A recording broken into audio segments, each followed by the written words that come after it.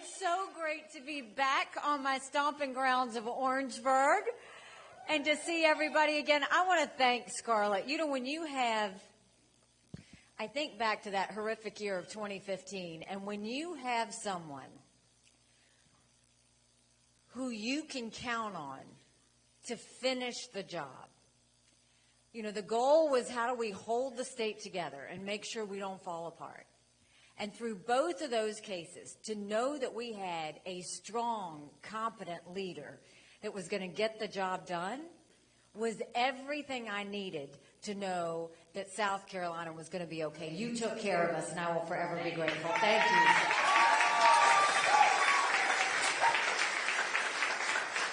So it's been a whirlwind of a year. Next week it will have been a year since I announced I was running. And I was thinking back at all of it. At one point we had 14 candidates in the race. We've gotten rid of a dozen of the fellas. We just got one more left that we got to catch up to. We had 2% in Iowa, and we were able to bring that up to 20%. And then we went on to New Hampshire, and they said we'd be down by 30 points, and we got 43%. And then we finished that night, and I guess Trump was not happy that we got 43%. He threw a temper tantrum on stage. Y'all saw it. And when he did that, all he did was talk about revenge. And then the next day, he said anybody that supports her is barred permanently from MAGA.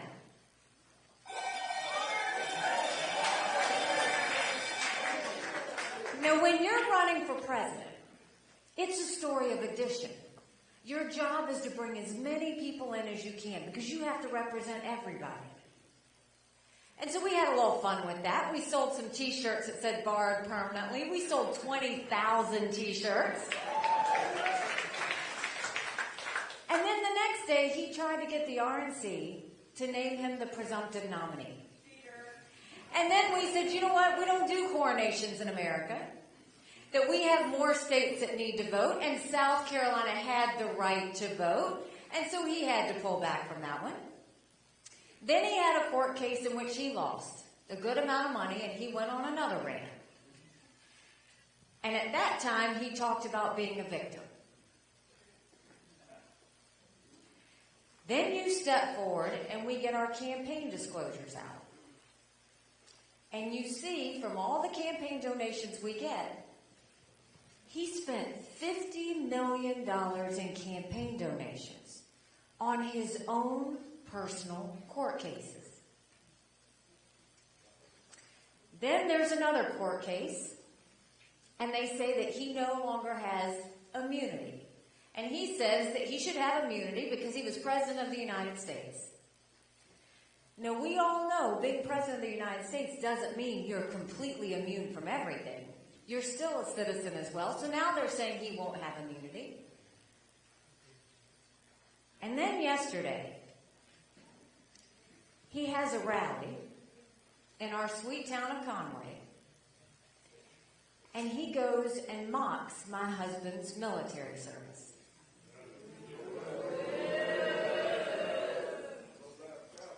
Now, my sweet husband is deployed as we speak. And what I said to him yesterday, and I'll say today, is, Donald, if you have something you have to say, don't say it behind my back. Say it to my face on a debate stage.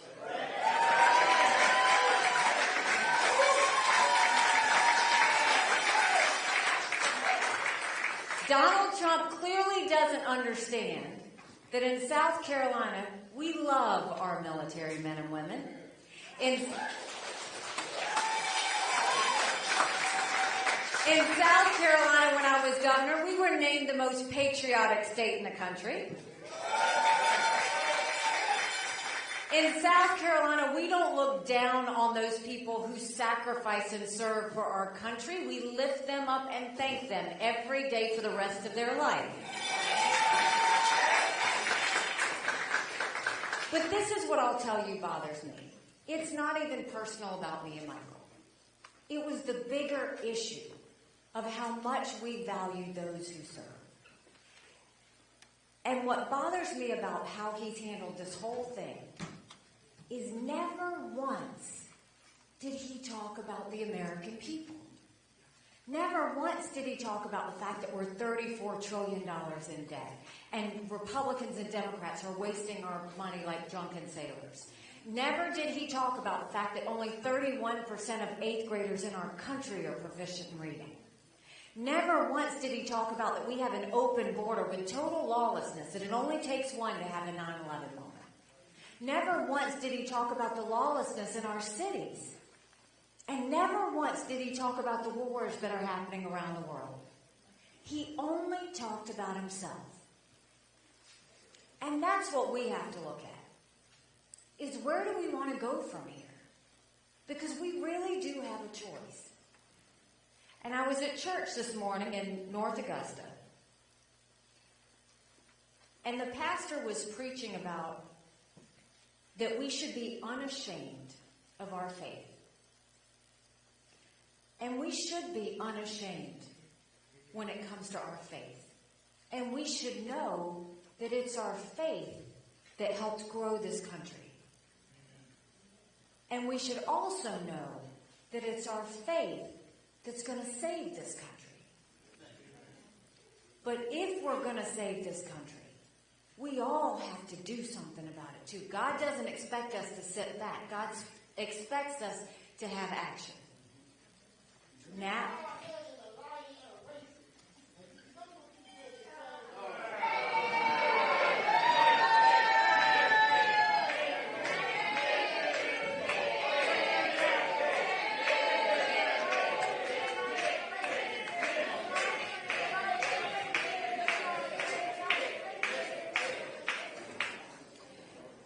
it's okay.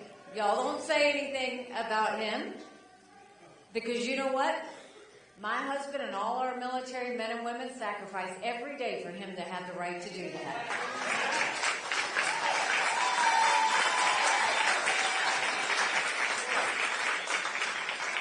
So when you look at this situation, we all say, okay, what do we have to do to pull America back? The first thing we have to do is win, right? You can't fix anything if you don't win. And when you look at all of these polls, any of these general election polls, Trump doesn't defeat Biden. In some polls, he's down by 5. In some, he's down by 7. On a good day, he's even. Yesterday, there was a Wisconsin poll, and he was even, and I was up by 15. But in every one of those general election polls, I defeat Joe Biden by up to 17 points.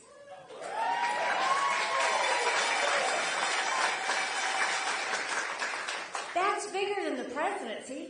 That's the House, that's the Senate, that's governorships, that's school board. But more than that, you win by double digits. That's a mandate to stop the wasteful spending and get our economy back on track. That's a mandate to get our kids reading again and going back to the basics in education. That's a mandate to secure our borders with no more excuses. That's a mandate for law and order back in our cities, and that's a mandate for a strong America that prevents wars that we can all be proud of. Don't you want that?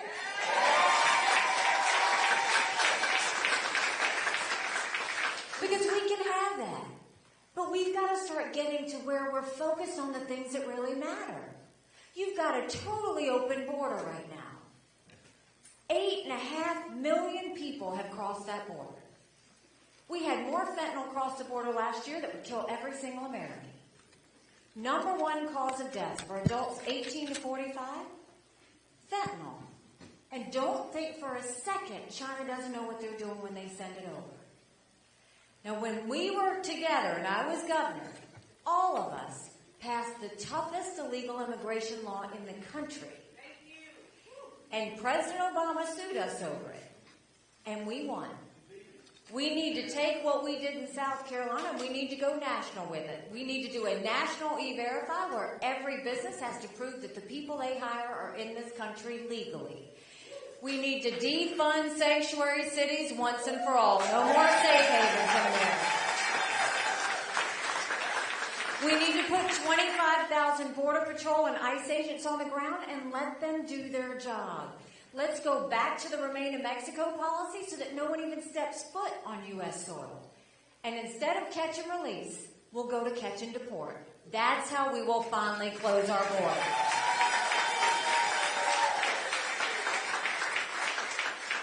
We need to look at our economy and realize that the reason the younger generation is so nervous is they see there's $34 trillion in debt. Now, everybody said, oh, the economy was good under Trump. And it was, right? But at what cost?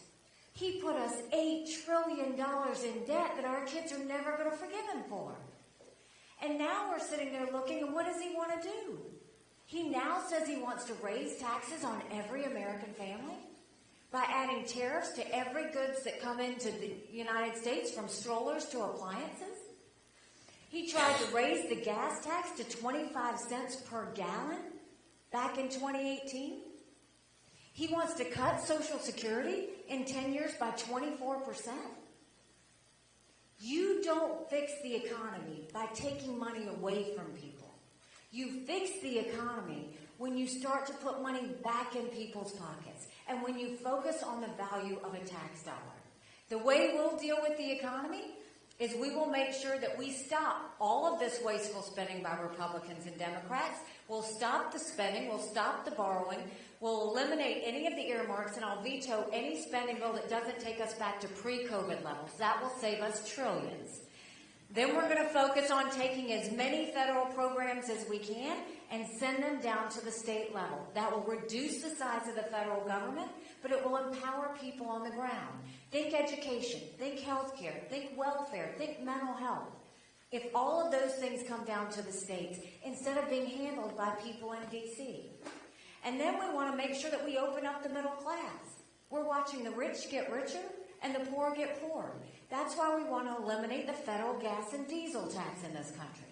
We want to cut taxes on the middle class and simplify the brackets. And we want to make the small business tax cuts permanent. They made them temporary. We need to make them permanent. Small businesses are the heartbeat of our economy. We can't just say it. We need to start acting like it. That's how we'll get our economy moving again. And then we'll go back to the basics in education. We'll make sure we have transparency in the classroom. The second we start listening to what teachers have to say, that's when you will truly fix education in this country. And we will once and for all take care of our veterans.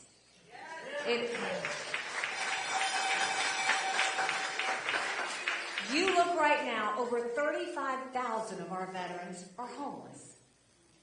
1 in 3 suffers from PTSD or thoughts of suicide. We lose 22 heroes a day to suicide. If a veteran needs a doctor's appointment, on average it takes 29 days. Why 29 days? Because on the 30th day they can go to the doctor or hospital of their choice. So midway through the 29 days, they get a call to reschedule. And the clock starts all over again. It's truly shameful how we treat our veterans. But what we want to do is make sure we take care of them the right way. When Michael went to Afghanistan, I was governor, y'all remember that. When he came back home to us, that was a lot of prayers answered. But when we got home, that was the hard part. Michael couldn't hear loud noises. He couldn't be in crowds. Life had passed him by for the year that he was gone, and the transition was tough. We can't just love our men and women when they're gone. We got to love them when they come back home, too. And the way we do that is let's have telehealth so that we give them the mental health care they need right when they need it. Let's let them go to the doctor or hospital of their choice. They've earned that right. And I think the best way we take care of VA health care, I think every member of Congress should have to get their health care from the VA, and you watch how fast that gets done.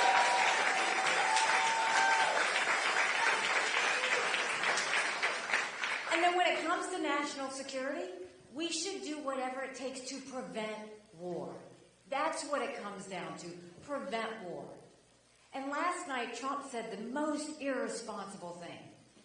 He said, any country in NATO that doesn't pay their fair share, I'm going to encourage Russia to go and invade them. Now, let me tell you something. I dealt with Russia every single day at the United Nations. Putin kills his opponents. He invades free countries.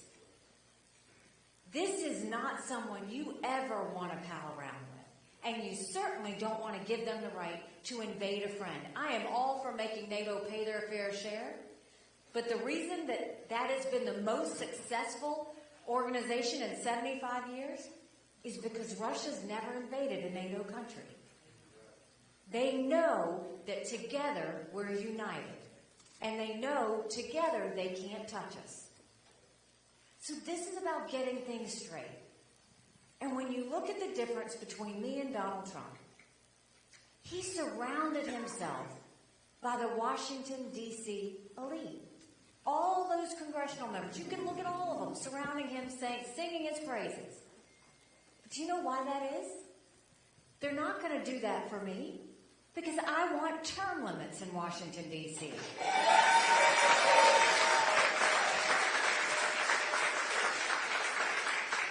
They're not going to do that for me because I've said they need to take mental competency tests for anyone over the age of 75. They're not going to do that for me because I've said no member of Congress should be able to trade in the stock market because they have extra information they shouldn't have. And Congress has one job, and that's to give us a budget on time. Do you know they've only given us a budget on time 4 times in 40 years? You know how we'll deal with that? You don't give us a budget on time, you don't get paid, period. So I don't want the Washington elite. I don't ask for the Washington elite. But then we saw the South Carolina elite surrounded Donald Trump. And somebody said, but why isn't your South Carolina governor supporting you? And I said, oh, you mean the one I defeated when I ran for governor? And they said, but why is it the South Carolina Republican establishment supporting you? I said, well, maybe it's because I made them show their votes on the record instead of hiding by voice votes when they were doing that. I made them disclose their income so that taxpayers could see who was paying them. I vetoed $500 million of their pet projects because you didn't need your taxpayer dollars paying for that. So if that's what they're going to be upset about, they can have them. I don't want them. It's you I want at the end of the day. You're the ones I'm fighting for at the end of the day.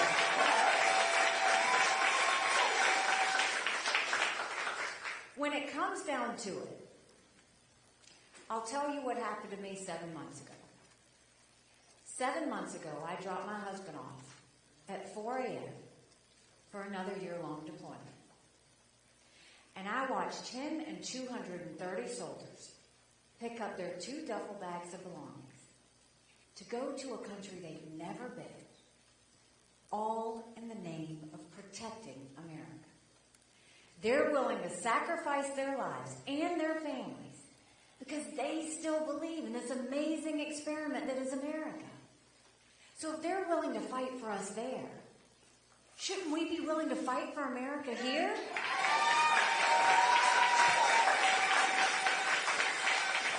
Because we have a country to save. But what we have to remember too is we got to get everybody out to vote in this primary.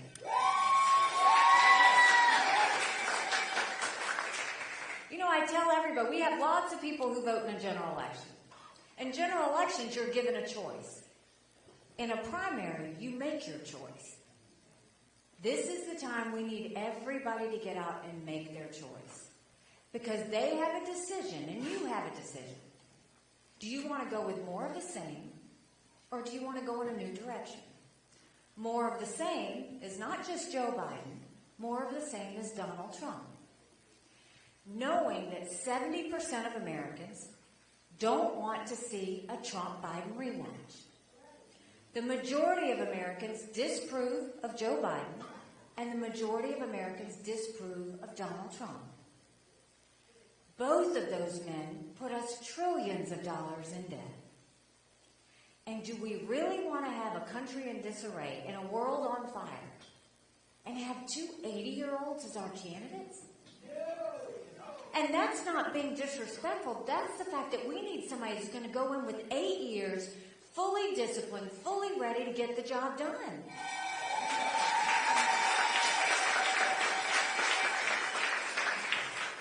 And when you talk about the fact that a couple of days ago, you had the special counsel come down and say that Joe Biden is diminished, is losing his memory. Now, we all saw he didn't want to do the interview tonight before the Super Bowl. I wish him well. I do. But this is serious. And we need to be very cautious of what's happening because Russia, China, and Iran are paying attention to every bit of this. My bet is 30 days from now, I don't think Joe Biden's going to be the nominee.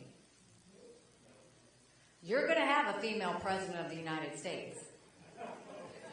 It's either going to be me or it's going to be Kamala Harris.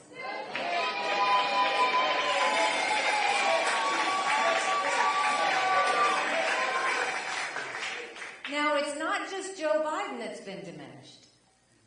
A couple of weeks ago, Trump went on 4 different times saying, why didn't Nikki get the Capitol secure on January 6th? I've never been in charge of security at the Capitol. I certainly wasn't in D.C. on January 6th. He's gotten countries confused. But that's what happens, right? When you age, that's what happens. But that's something we need to be conscious of. The other thing that happens is we need to learn from our mistakes. Trump lost us in 2018. He lost us in 2020. He lost us in 2022. But look a few days ago. You had Trump lose his case on immunity. You had Republicans lose an issue on the border. You had Republicans lose an issue on a pro-Israel bill. And you had the RNC chair lose her job. How many more times do you have to lose because of one person before we say, we got to change the course of where we're going? We have the opportunity to fix this. We just have to wake up. So don't let them tell you that the choice is made. The choice isn't made until the ballots are counted February 24th.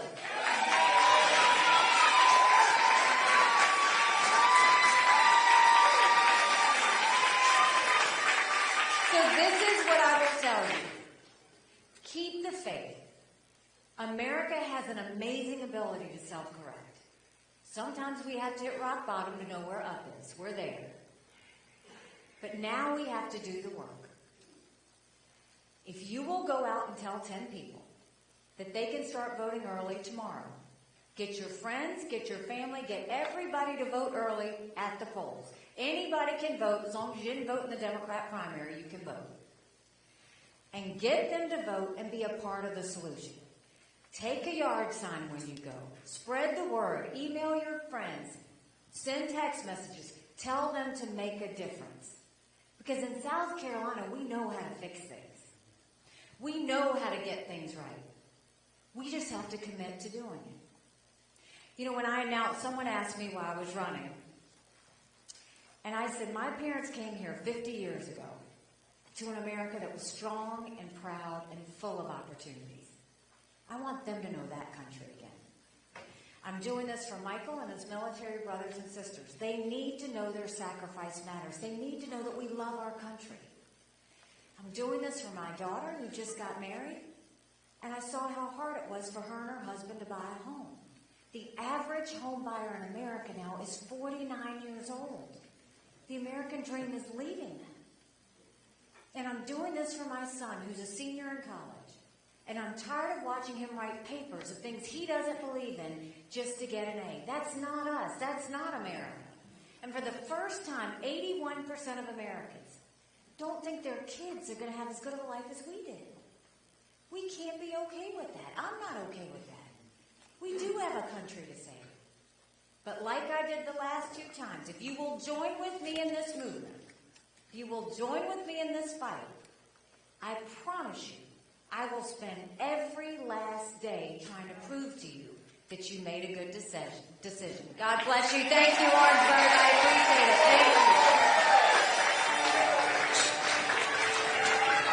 Thank you.